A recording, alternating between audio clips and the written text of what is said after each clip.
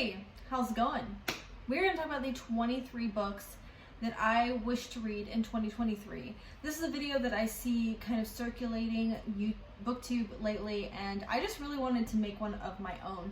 Now, I'm not only going to read 23 books, I'm going to read a lot more. As usual, I'm going to be setting my Goodreads goal to 100 books, but these are 23 of them. I have a follow-up video to this where I take this group of books that I'm going to be talking about now, and I've also created a TBR for the year because I will be participating in a book club, a book challenge, and then I just have some of my own personal goals, like reading some of the series, reading down some of these series that I have started and have yet to finish. But those will come later, so for now, let's just stick to 23 of the books I plan on reading. Okay, we're just gonna start on a stack and go down the stack in no particular order. Wait, should we do a particular order? First and foremost, ones that I have that are like my biggest hurdle books, the ones that are the most intimidating, and the ones that are going to take the most dedication, the ones that are going to take me more than probably a month to read. We're going to talk about those first. The first one on the list is Moby Dick by Herman Melville. This is quite a large classic, not the biggest one on this list, but it is still going to be quite intimidating. I've heard a lot of people say that it's just incredibly boring because all you're doing is just sailing around on the sea, but I think that there's going to be a lot more to it. My first introduction to this book and why I want to read it now is because when my son was younger, back when we lived in Colorado, it was really hard to find books that he would like. I would think that kids really liked fantasy and all that kind of thing, but he never really particularly liked them. I decided to pick up like an adventure book and kind of go that angle. We ended up really liking the children's edition of Moby Dick so much that, and we both make references to that story time and time again. Ever since having that experience with him, I was like, I have to read the book in the full edition. And I don't think he is quite there yet to be able to enjoy this work yet at his reading level, at his age. But one day I hope that he will read this. And he has showed interest in reading the full edition as well. Like, that's how much this book has meant to my son and I. So I'm really excited. This book definitely has to be read this year. The next one is Don Quixote by Miguel Cervantes. This is a very large book. Yeah, this book just sounds like it's going to be a blast and it's supposed to be really funny. Then we have David Copperfield by Charles Dickens. And as you know, I read Great Expectations this past year, and that was still one of my favorite books. It will make it to this year's best books list, and I'm so excited to read another one of his works. This one again is quite large. There's a YouTuber that I watch that does a lot of content on classic literature.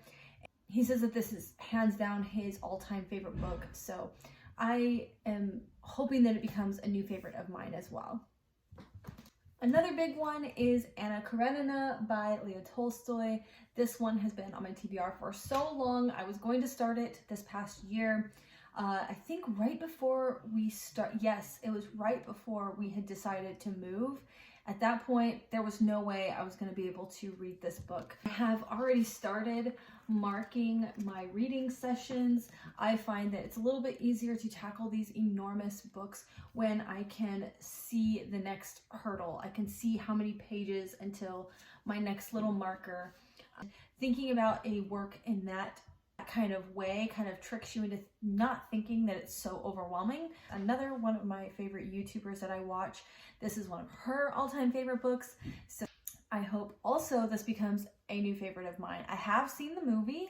As we all know, the books are the best. So in my list, when I was considering what I wanted to read, I had put some on there, like I just wanted to read a Jane Austen. I wanted to read another Murakami. I wanted to another Ishiguro book. So in that sense, I ended up pairing them with books for other challenges, which you will see coming up. For my Jane Austen pick, I'm going to go with Northanger Abbey, as the book club is also going to be reading this book, so it worked out.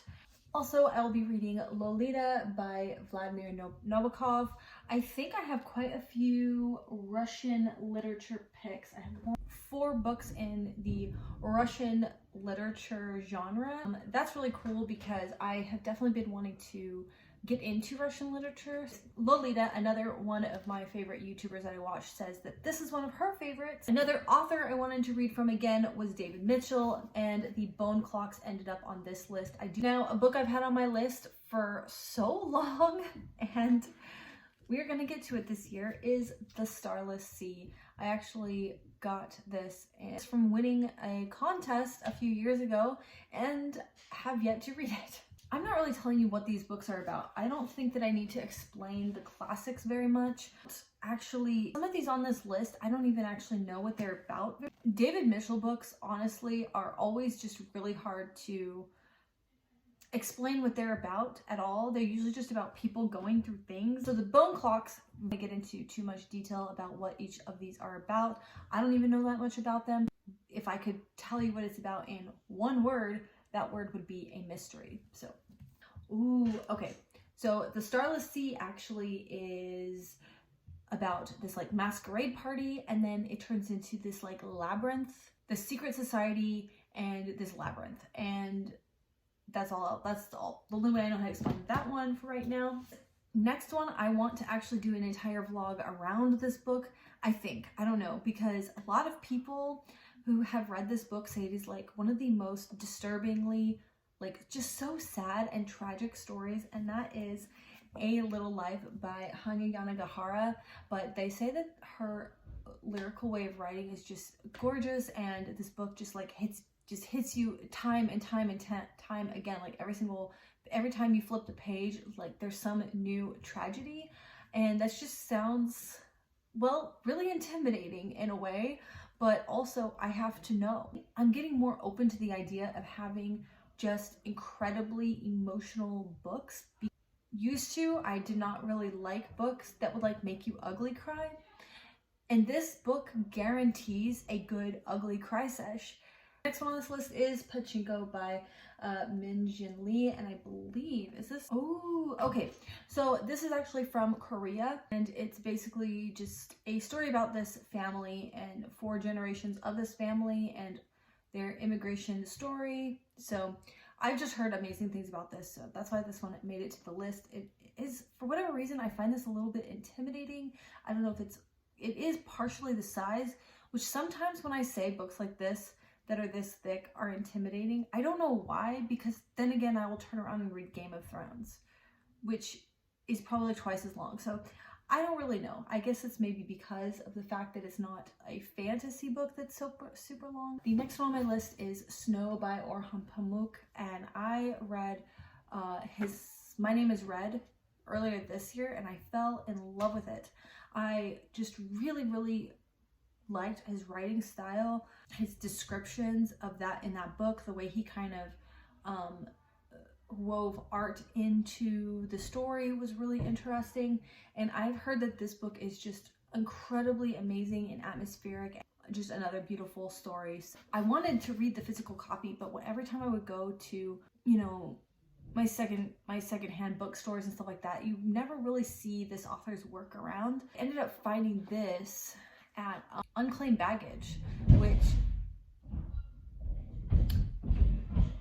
finding this at a place called Unclaimed Baggage, which is supposed to be all the things that people have left in airports, on planes, in their luggage, which goes unclaimed, and they put it in this store. So somebody, whoever lost their copy of Snow, I have it.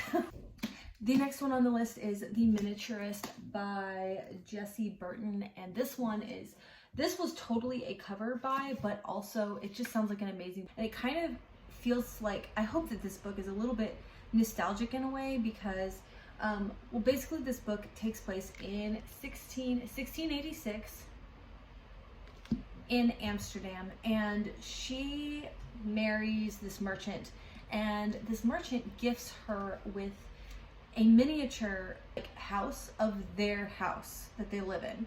So I guess she sees the services of a specialist specialized miniaturist. I don't know what that means, but then it kind of opens up into this mystery, and then I don't know what really happens after that. But what makes it nostalgic for me also is because my grandma used to take me to this dollhouse museum, and it was one of my favorite stops. We also had a dollhouse in my room at her house that we were creating and making ourselves. I don't know what happened to that dollhouse. I think one of my cousins ended up getting it, or I'm not really sure. I think everything was like up in the air and it was so crazy. So that is the miniatures. Next one is a book by Shakespeare. It has been too long since I have read a Shakespeare. This one that I have picked is also because they're going to be reading it for the book club. So it worked out. It helped me decide which one I was going to read and put on this list.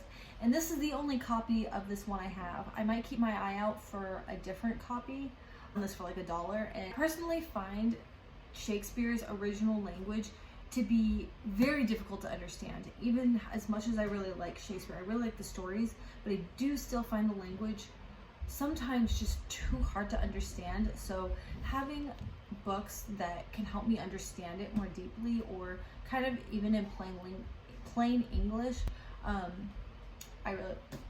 Is Cherish here? No, she went home. Oh. Victor's having sleepover. Oh, Eli went with too. Mm-hmm. It didn't seem like he was speaking of board games. Do you want to play one, please? No, and I'm filming something right now. After? I will consider after. Time's ticking. I'm just saying, are you okay with playing the Star Wars one? Now that Eli's gone, now it's not too uncomplicated. Can 2 people play that game? Yes. There's a 2-player version? Yes. Okay, you're gonna have to remind me how to play. Okay. Go ahead and set it up. What was I saying? Where was I? 12th Night is the selection. Bye. So 12th Night is our Shakespeare selection. It's a comedy. Here's the other Russian classic one that I have. Yevgeny Onegin by Alexander Pushkin. An all-time favorite of a YouTubers that I really enjoy watching. We're also going to be reading this for the book club, so this one ended up working out really good. I am nervous that I won't understand it because it is all written in verse, but she said that she's not really into poetry herself and she found it just fine to get into, so wish me luck on that one. The Kazuo Ishiguro book that I ended up picking, because it could have been this one or it could have been Clara and the Sun, but I feel like I needed a few more like shorter books on here, so this ended up being the pick. That is The Remains of the Day. This was, I think, one of his most popular works.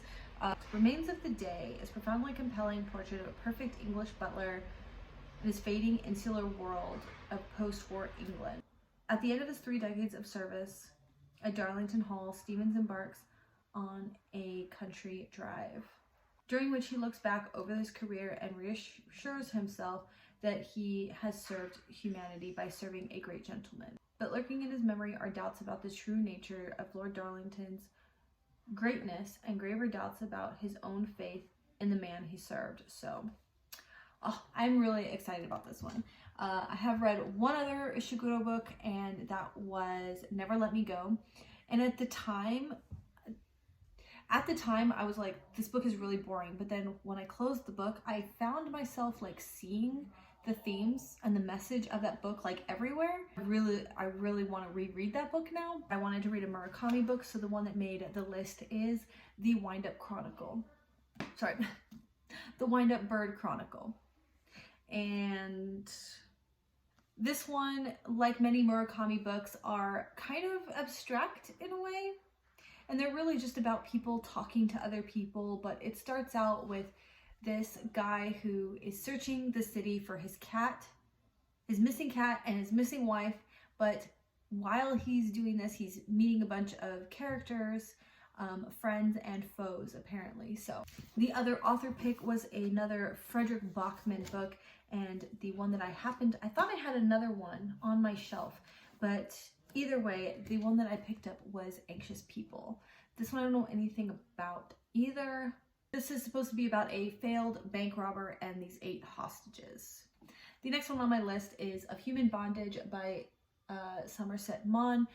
This one has been on my list for a really funny, weird reason for a really long time. I would say even before I was a really big reader, this one has made my TBR because it's a book that is mentioned in Buffy the Vampire Slayer. Hey. I think it's supposed to get easier. I still feel like carrying around a security blanket. Of human bondage. Have you ever read it? Oh, I'm not really into porn. I mean, I'm trying to cut way back. No, there's no actual bondage. It's just a novel. I've read it like 10 times. I always keep it by my bed. Security blanket. What do you know? Anyways, the character who mentions this book says that this book is like his baby blanket. He has to take it everywhere. So I'm really intrigued to know why this character chose this book.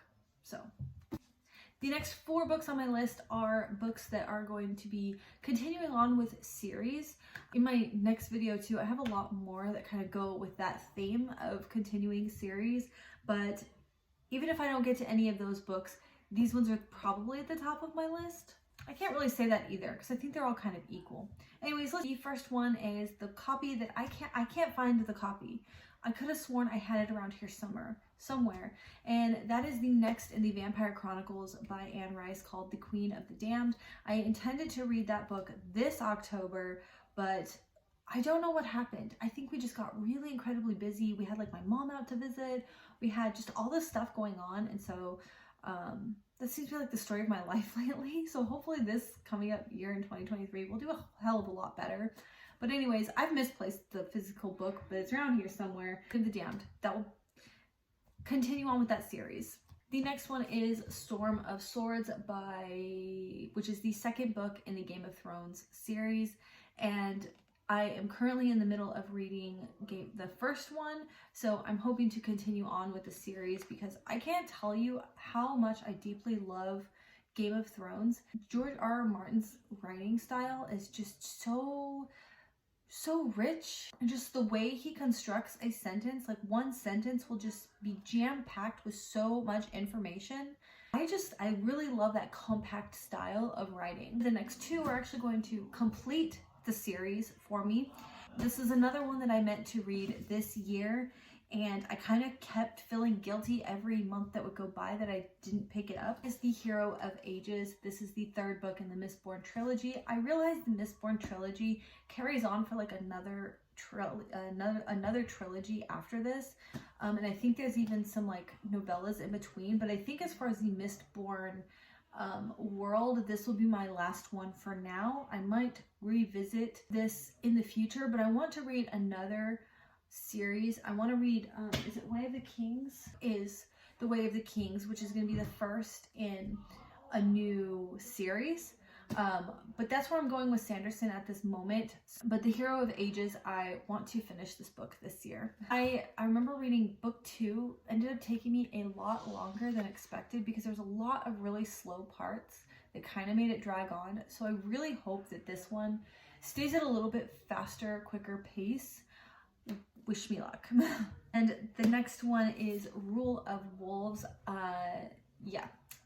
This will complete the duology of this series, and then I will have been completely caught up in the entire Grisha universe. Yep, this one's a bit of a chunker, but at least the writing is a little bit bigger. That completes the list of the 23 books I want to read in 2023, and I hope that you will come back to see the next video where I will be talking about how I'm planning my TBR, my entire TBR for 2023, because this is only one list.